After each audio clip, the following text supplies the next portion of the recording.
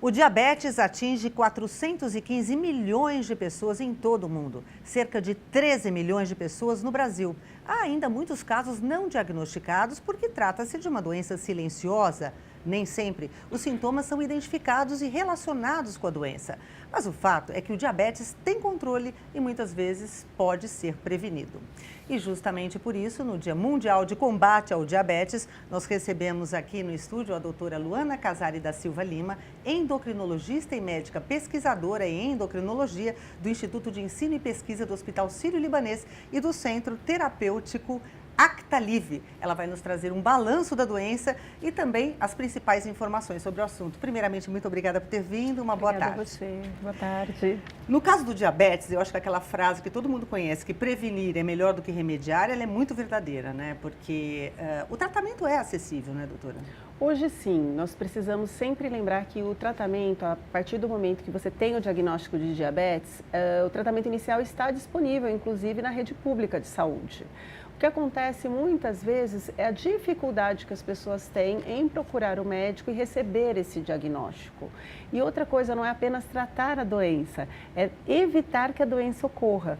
O tratamento não é apenas medicamentoso, mas uma modificação no estilo de vida, com perda de peso, prática de atividade física, é extremamente benéfica para o portador, para o paciente com diabetes. Aliás, quando a gente fala em estilo de vida, é justamente aí que é a questão mais difícil, porque quando a pessoa entra numa rotina, é muito difícil ela mudar o estilo de vida. Ela está acostumada com aquela rotina daqueles alimentos, daquela falta de exercício físico, e mudar esse estilo é que mora o perigo, né, doutora? Com certeza, a dificuldade é grande, é o que eu sempre digo, tudo que você precisa aprender de novo a fazer as coisas. Então, o paladar precisa ser modificado, mas isso não é impossível. Nós podemos treinar a pessoa a ter um planejamento melhor, a aprender a escolher melhor, fazer escolhas. As pessoas... Houve uma pesquisa recente que se perguntava o que era o pior, o que você acha o pior quando você ouve a palavra diabetes, o que vem primeiro na sua mente,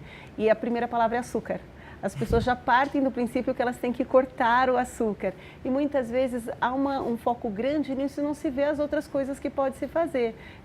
Atividade física mesmo, é um hábito. Sim. É algo, eu sempre falo para os meus pacientes, é fazer um exercício, é como tomar um remédio. Em vez de você tomar um comprimido, vai para a academia, vai para um parque, vai fazer alguma coisa, você precisa se movimentar. E juntamente com isso que a senhora falou, de cortar o açúcar, vem ainda aquela outra questão que as pessoas sempre focam muito, no caso das crianças, né? Ai, mas ela é criança, não vai poder comer doce? Tem isso, né, doutora? Com certeza, isso é muito frequente. A criança, ela não conhece o que é o sabor doce. Quem apresenta isso para ela são os adultos, ela não vai ficar com vontade daquilo que ela não conhece.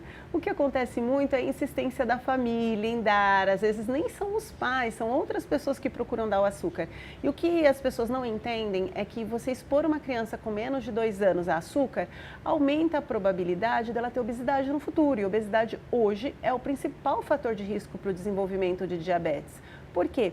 Porque você modifica o funcionamento do cérebro dessa criança, ali na região do hipotálamo. Você vai criando uma resistência naquela região e proporcionando uma menor saciedade.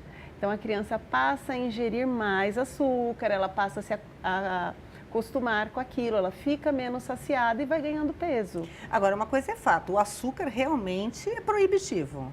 Não necessariamente. Não mesmo? Não. Na verdade, o que é mais importante, a partir do momento que a gente tem um diagnóstico de diabetes, se essa pessoa está acima do peso, ela precisa emagrecer, tá? O que eu falo para os pacientes não é que você nunca mais vai comer açúcar na sua vida, mas você precisa reduzir. Mesmo quem tem diabetes tipo 1, que é aquela que era chamada de juvenil, é isso, Isso, né? o diabetes tipo 1, em geral, tem uma causa imunológica na maioria dos pacientes e está relacionado à não secreção, à não produção de insulina, tá? Neste caso, hoje nós trabalhamos com contagem de carboidrato, então se a criança ou adulto comer açúcar, ela vai aplicar a insulina na quantidade necessária. Então, antigamente nós fazíamos regimes sem açúcar, mas na verdade não funciona para esse paciente. A alimentação do paciente com diabetes tipo 1 deve ser igual a de qualquer outra pessoa, com pouco açúcar, porque ninguém deve comer muito açúcar. Na verdade, nós deveríamos limitar no máximo 2 porções de açúcar por semana, todos nós. Quando a gente fala em 2 porções, para a gente quantificar isso melhor, seria o quê? 2 colheres? O que seria? Na verdade, o que eu falo para os pacientes, no meu caso, no consultório, é você escolher 2 alimentos que você goste com açúcar. Não é comer um bolo inteiro, e aí eu concordo com você. Quantificar, por exemplo, uma fatia de bolo, mas você gosta de um suco, um copo de suco. Você tentar limitar isso. Eu gosto de uma sobremesa, então 2 porções de sobremesa.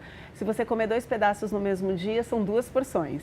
Mas eu não trabalho tanto com essa questão de colheres de açúcar, porque fica difícil você medir no dia a dia da pessoa. Né? Até porque você não come o açúcar in natura, né? Claro, Exato. quando você vai misturar num leite, ok, mas... Nós até temos as quantidades que seriam saudáveis de você ingerir, mas isso é muito difícil no dia a dia, orientar a pessoa quanto a isso. Então eu prefiro orientar do alimento pronto, como que ela deve ingerir durante a semana, que fica mais fácil. A senhora é pesquisadora, vamos falar aqui de uma questão mais científica, né? Que a gente está falando de açúcar, e quando você ingere o carboidrato, né? Quer dizer, isso é o que eu sei, não sei, a senhora me corrija se eu estiver errado.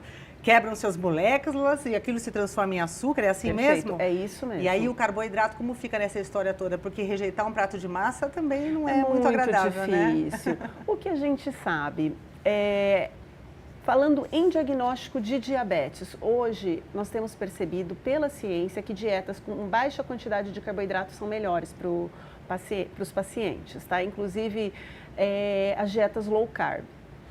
Estão na moda, não são para todo mundo, e quando a gente fala, não é necessariamente restringir todo o carboidrato, mas reduzir e dar preferência para os carboidratos mais saudáveis, por exemplo, como os carboidratos integrais. Então, quando eu ingiro muito carboidrato branco, eu acabo levando a uma secreção rápida de insulina. Tá? E eu também aumento a minha fome. Quando eu acabo, e uma maior dificuldade no controle da glicemia. Porque a primeira coisa que o paciente diabético tipo 2, ou seja, o paciente que tem mais essa relação com peso, fatores genéticos, acontece no surgimento da doença, é uma dificuldade de ter uma secreção rápida de insulina. Então, que a gente chama perda da primeira fase, aí já é bem mais científico. Então, uma coisa que nós podemos fazer para os pacientes é preferir o carboidrato integral. Então, trocar o arroz integral, a massa integral. Daí a explicação, então, por que todo mundo fala, consuma produtos integrais. Exato, né? Melhor saciedade, você faz a liberação de carboidrato vai acontecer, mas de uma maneira mais lenta.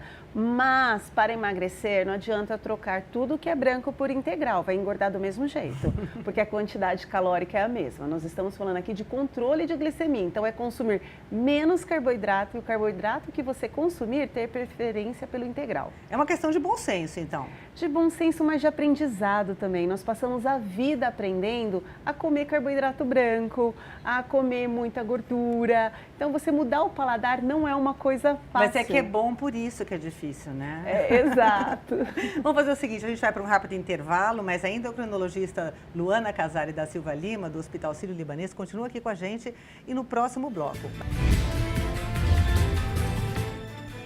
Estamos de volta com o Jornal da Câmara e eu continuo conversando com a endocrinologista Luana Casari da Silva Lima sobre o Dia Mundial de Combate ao Diabetes. E já que temos que combater o diabetes, primeiramente, como é que a gente pode perceber os sintomas do diabetes? Eles são fáceis de se detectar?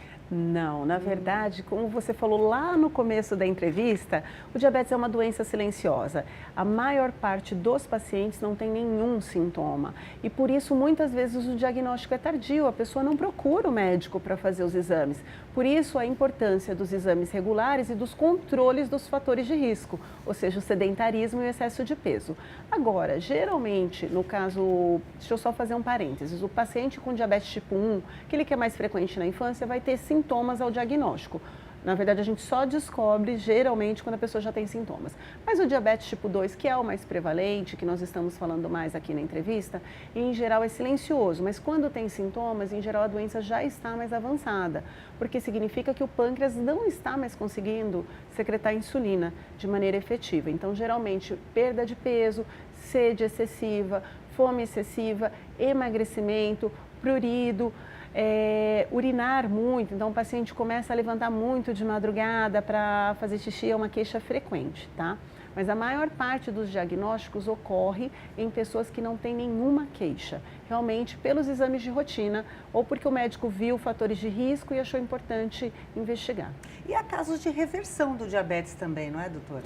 São mais raros, né? Então, falando em diabetes tipo 2, hoje o que eu sempre digo para os pacientes, a partir do momento que você tem o diagnóstico de diabetes, sua glicemia no exame pode melhorar, mas você continua diabético. No entanto, recentemente nós temos falado muito sobre cirurgia metabólica e nesse caso nós já temos estudos mostrando reversão e mais recentemente ainda, nos últimos 2 anos, alguns protocolos em que quando o paciente perde peso muito rápido, orientado por médico, nutricionista, equipe multiprofissional, você tem uma reversão. Mas em ambos os casos, nós ainda não sabemos quanto tempo isso dura. Se é realmente uma reversão ou se nós tratamos o nosso paciente tão bem que os exames dele estão normais agora. Então, o acompanhamento médico se faz necessário da mesma maneira. Bom, é importante salientar que informação é tudo, né? E é importante sempre também ir ao médico, fazer os exames de rotina para se prevenir, que é sempre melhor do que remediar. Eu gostaria de agradecer a sua presença aqui no estúdio. Conversei com a Luana Casari da Silva Lima, endocrinologista, e veio conversar com a gente sobre o diabetes. Até uma próxima oportunidade. Obrigada pela oportunidade.